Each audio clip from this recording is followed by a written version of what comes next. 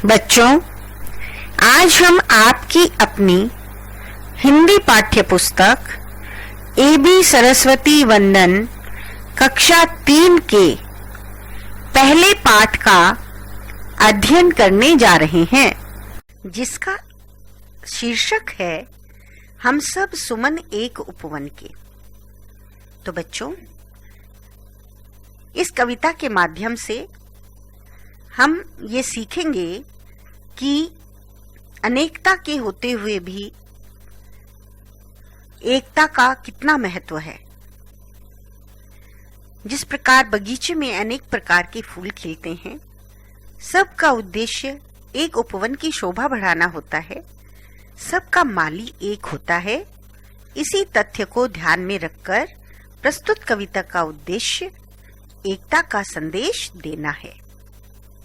तो आइए कविता का वाचन करते हैं। हम सब सुमन एक उपवन के, एक हमारी धरती सबकी, जिसकी मिट्टी में जन्मे हम, मिली एक ही धूप हमें है, सींचे गए एक जल से हम।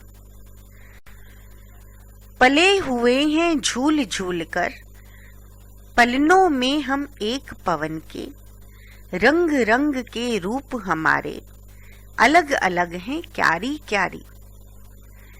लेकिन हम सबसे मिलकर ही इस उपवन की शोभा सारी, एक हमारा माली हम सब, रहते नीचे एक गगन के। सूरज एक हमारा जिसकी, किरणें उड़की कली खिलाती, एक हमारा चांद चांदनी, जो हम सबको नहलाती।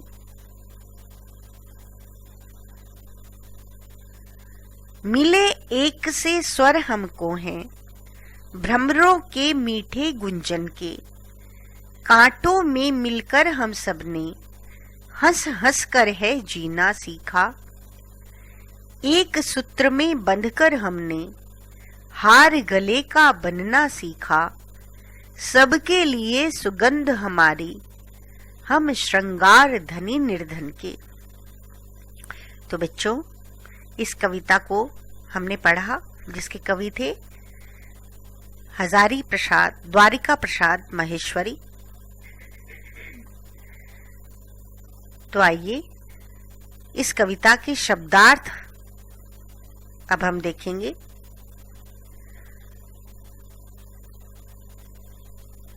सुमन फूल, भ्रमर भौरा, सूत्र धागा, श्रृंगार सजना संवरना डेकोरेशन,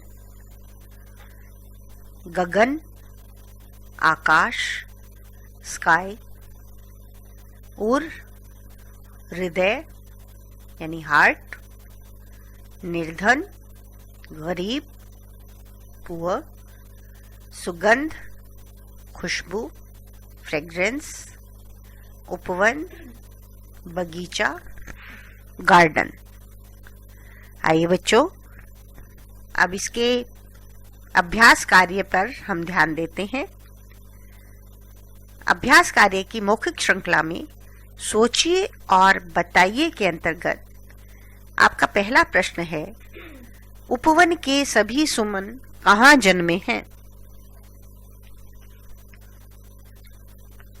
तो इसका उत्तर होगा, उपवन के सभी सुमन मिट्टी में जन्मे हैं।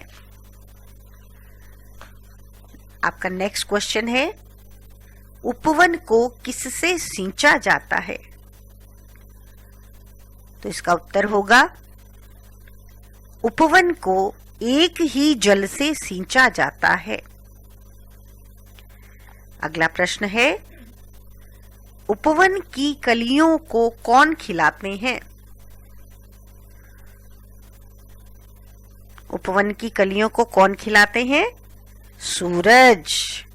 सूरज उपवन की कलियों को खिलाते हैं। अगला प्रश्न, फूल किससे बंधकर गले का हार बनते हैं?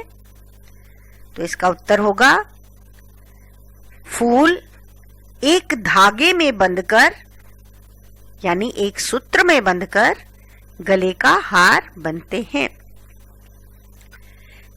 चलिए लिखित पाठ ज्ञान के अंतर्गत पहला प्रश्न है, प्रश्नों के उत्तर पर सही का निशान लगाइए। इसमें पहला प्रश्न है, फूलों के रंग रूप और क्यारी अलग अलग होते हुए भी किसकी शोभा बढ़ाते हैं? किसकी शोभा बढ़ाते हैं? उपवन की। तो इसका उत्तर होगा उपवन की। अगला प्रश्न है, उपवन रात में किसकी चांदनी में नहाते हैं? रात में किसकी चांदनी में नहाते हैं? चांद की। तो इसका उत्तर क्या होगा? चांद की। अब प्रश्न नंबर 2 है, नीचे दिए गए वाक्यों पर सही और गलत पर गलत का निशान लगाइए। तो पहली पंक्ति है हमारी जिसमें हमें बताना है कि ये वाक्य सही है या गलत है। हम सब एक ही बाग के फूल हैं। तो ये वाक्य हमारा सही है। हम सब एक ही बाग के फूल हैं, अर्थात एक ही धरती के प्राणी हैं। तो ये वाक्य हमारा सही है। अगला वाक्य है, हम सब अलग अलग जल से सींचे गए हैं। हम सब अलग अलग जल से सींचे गए हैं। क्या ये वाक्य सही है? नहीं, ये वाक्य गलत है। हम सब एक ही जल से सींचे गए हैं। सूरज एक हमारा जिसकी किरणें उनकी कली खिलाती। ये वाक्य हमारा सही है। हम सबका माली अलग है। ये वाक्य गलत है। हम सबका माली एक ही है। तो इस तरह से बच्चों आपने देखा कि हमने अभ्यास कार्य का प्रश्न नंबर 1 और प्रश्न नंबर 2 किया है। आगे अभ्यास कार्य के प्रश्नों को आप स्वयं करने का प्रयास करेंगे। इसी आशा के साथ बहुत बहुत धन्यवाद।